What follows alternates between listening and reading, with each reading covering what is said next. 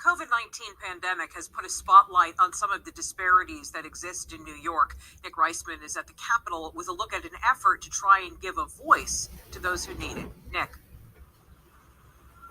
Susan, trying to find your way around the state bureaucracy can be really frustrating for anybody, but when it comes to people with disabilities, it can be an even bigger challenge. One bill that is pending on Governor Kathy Hochul's desk is trying to change that. For years, New York State had an Office of the Advocate for People with Disabilities, a guide to help cut through the bureaucratic red tape.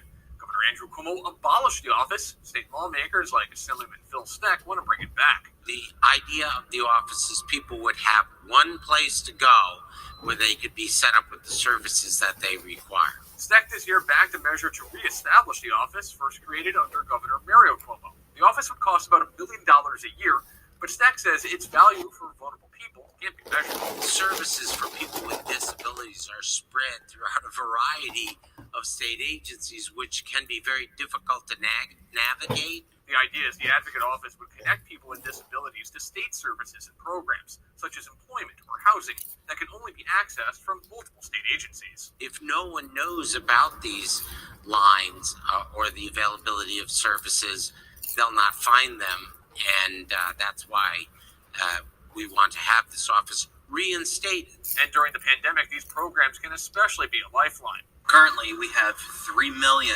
people with disabilities across New York State who have no representation in state government. Zach Garofalo, the Center for Disability Rights, says the public health crisis laid bare the lack of access to state government people with disabilities had, especially those who were residents in nursing facilities at the start of the pandemic. 15,000 disabled New Yorkers, parents, brothers, veterans, died because the Cuomo administration failed to engage the disability community. And this could be one of the final bills that Governor Hochul acts on before the end of the year. Susan? Nick, are there other examples of the state failing people with disabilities during COVID?